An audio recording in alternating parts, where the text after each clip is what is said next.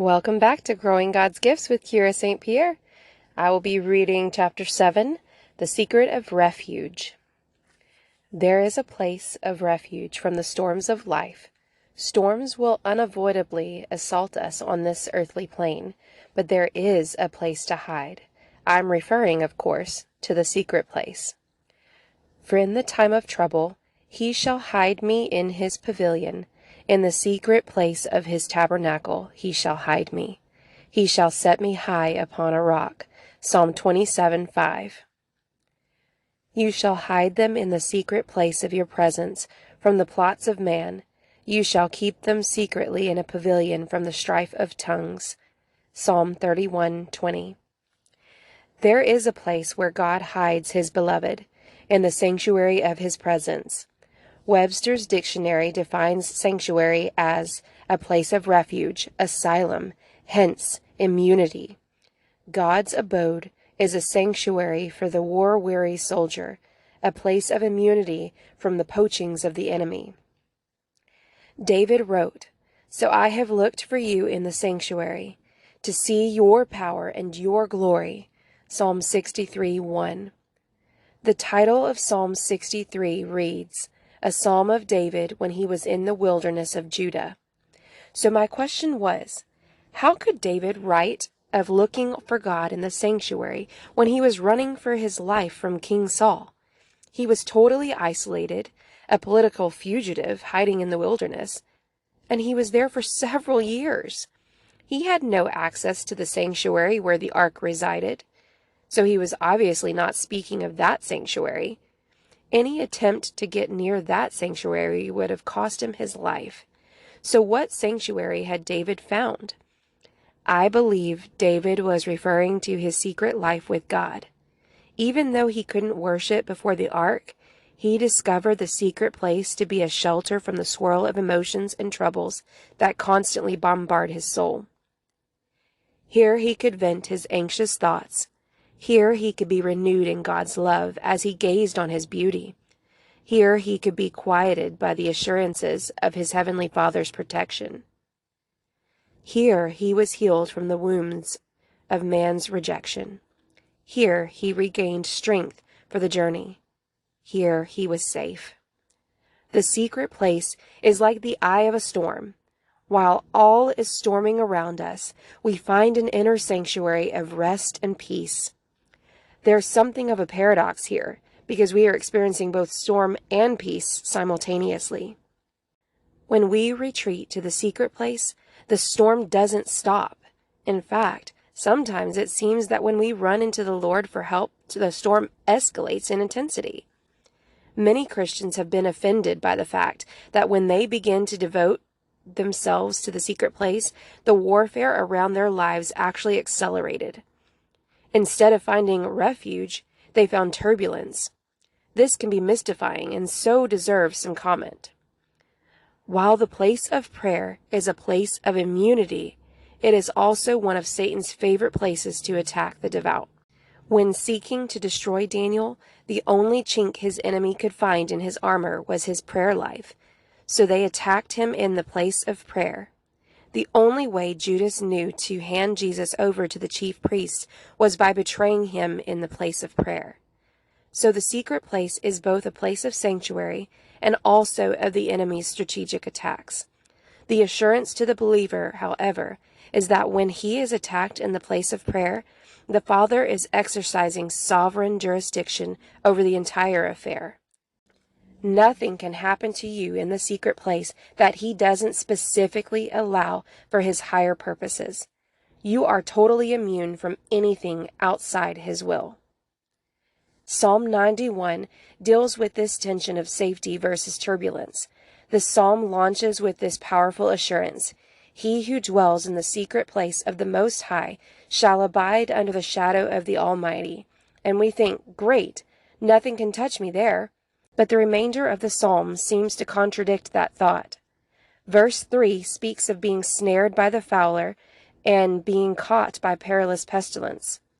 The fact that God delivers us from those things does not negate the reality of the pain we experience when we are initially caught in their grip. The psalm also describes terrors of the night, arrows that fly by day, pestilence that walks in darkness, and destruction that lays waste at noonday. Verse 15 points to great personal trouble, the comfort being that the Lord will be present in the time of trouble and will bring deliverance. But waiting on God until the deliverance comes can be agonizing at times. As already stated, some Christians become offended by the increased warfare they encounter when they devote themselves to the secret place.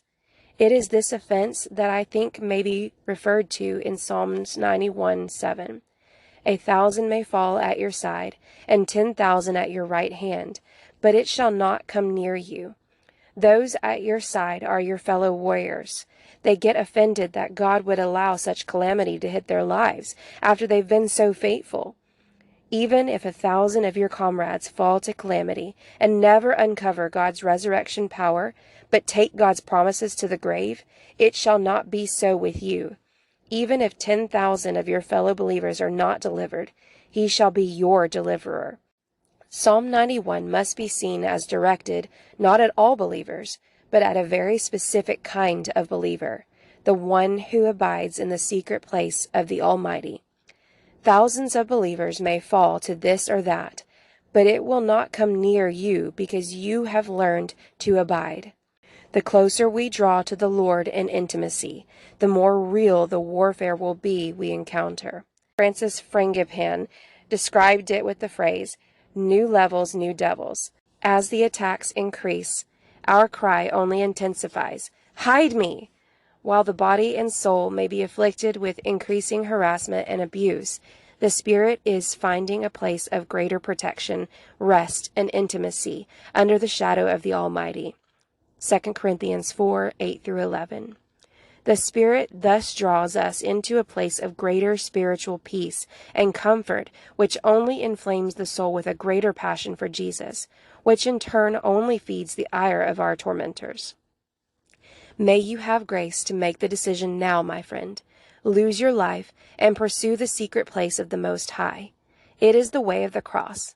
The cross is where we sustain great assaults, but yet there's no safer place in the universe to be. Oh, how I long to direct your heart into this place of refuge. Are winds swirling around your head? Run into the Lord. A refuge is something you flee into. A refuge doesn't automatically erect itself around you. You have to seek it out and run into its shelter for safe harbor.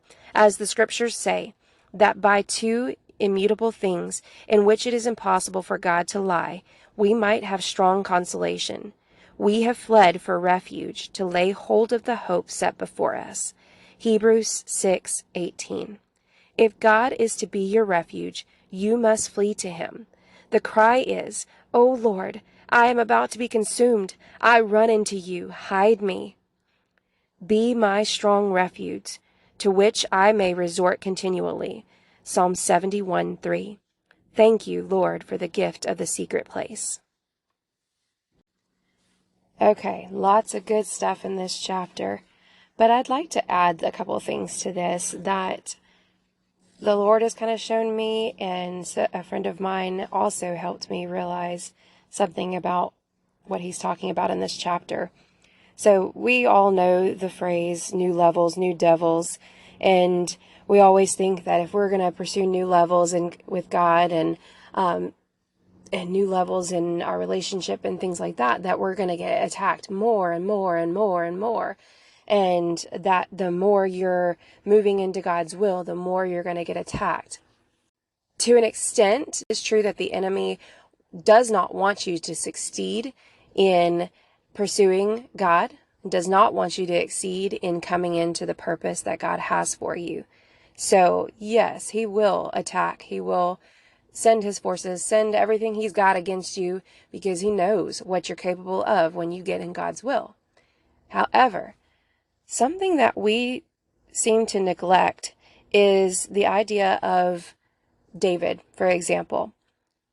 All of those years when he was running from Saul, even when he was king, even throughout all that time, yes, he had people that were coming after him, attacking his kingdom, attacking his family, and always coming after him. Things were always attacking.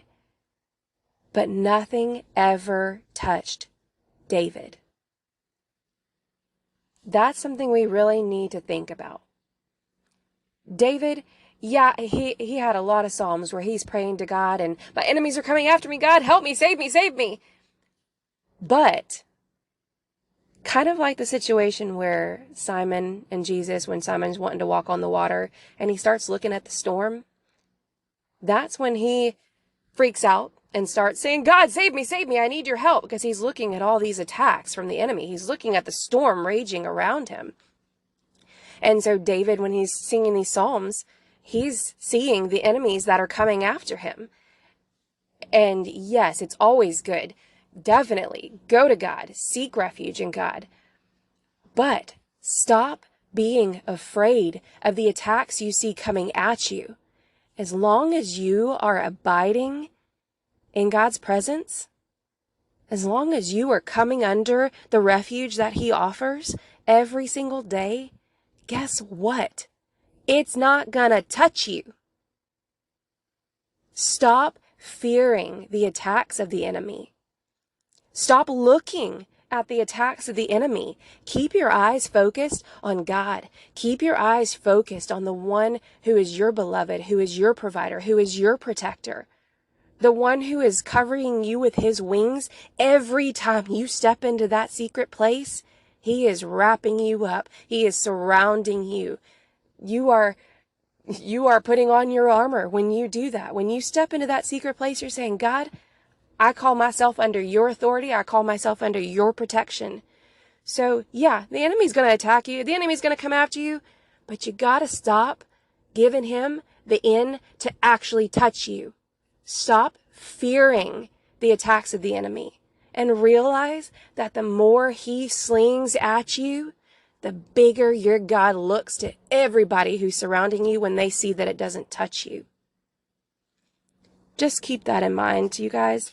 I know it's as Christians, we're always, oh, the enemy's going to attack you. The enemy's going to come after you. You better be careful. You better, we're going to have this long prayer weekend or something like that. The enemy's going to attack you. Stop giving him that ground. Stop opening your mouth and allowing him to do that to your life. Say, no, yep, this is going to be a weekend and I know the enemy is going to want to attack me, but you know what? God is my provider. God is my protector. I am seeking refuge in His wings today. I will not allow the enemy a foothold. I will not allow him to touch me because I am God's beloved child. And He says that when I seek refuge, He will protect me. Anyways, I hope that y'all enjoyed this chapter, and I look forward to reading the next one with you guys.